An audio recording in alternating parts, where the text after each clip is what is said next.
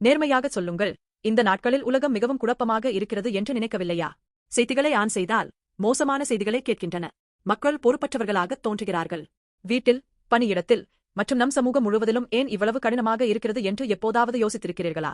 காரணம் எளிமையானது. தங்கள் இடத்தில் இருக்க வேண்டியவர்களும் தங்கள் பங்கை செய்ய வேண்டியவர்களும் அதை செய்யாதபோது ஒழுங்கு சிதைந்து குழப்பம் தொடங்குகிறது. ஒழுங்கு இல்லையென்றால் அமைதி மறைகிறது.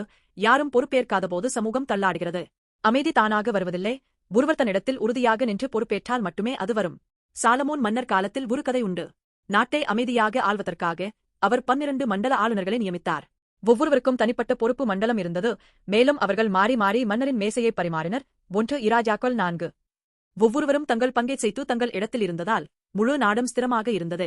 கடவுள் இன்றும் நம் வாழ்வியல் எல்லா பகுதிகளிலும் ஒழுங்கு இருக்க வேண்டும் என்று விரும்புகிறார்.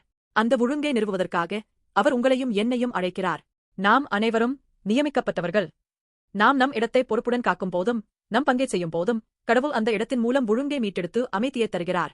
வீட்டில் பெற்றோராகவோ, பிள்ளைகளாகவோ, பணியிடத்தில் சக ஊழியர்களாகவோ, சமூகத்தில் குடிமக்களாகவோ கடவுள் நம்மை ஒவ்வொருவரையும் தேவையான இடத்தில் வைத்திருக்கிறார். ஆனால் சாலமோனின் ஞானம் கூட சரியானதாக இல்லை. காலப்போக்கில் அந்த ஒழுங்கு சிதைந்து நாடு 2ஆக பிரிந்தது. நம் சொந்த பலத்தால் உருவாக்கப்பட்ட ஒழுங்கு இறுதியில் சரியும். அதனால்தான் கடவுள் உண்மையான மன்னரான இயேசு கிறிஸ்துவை முழுமையான ஒழுங்கை மீட்டெடுக்க அனுப்பினார்.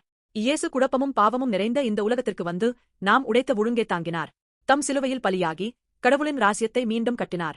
இயேசு நம் வாழ்வியல் குழப்பங்களையும் உடைந்த உறவுகளையும் பொறுப்பை தவிர்க்கும் பாவங்களையும் தாங்கினார். அவர் மூலம் நாம் வாழ்வில் ஒரு புதிய இடத்தில் வைக்கப்பட்டோம். இயேசுவை நம்புவது என்பது கடவுள் நமக்கு வாழ்வில் தந்த இடத்தை பொறுப்புடன் ஏற்கும் விசுவாச வாக்குறுதியாகும். கடவுள் இன்றும் நம்மை அழைக்கிறார். நம் வீடுகளிலும் பணியிடங்களிலும் நாம் பங்கு வகிக்கும் சமூகங்களிலும் அவருடைய ராசியத்தின் ஒழுங்கை உருவாக்கும் மக்களாக வாழவென்று. இயேசுவில் எந்த குழப்பத்திலும் ஒழுங்கை மீட்டெடுத்து உலகிற்கு உயிர் கொடுப்பவர்களாக நாம் ஒன்றாக நிற்க முடியும் என்று பிரார்த்திக்கிறேன்.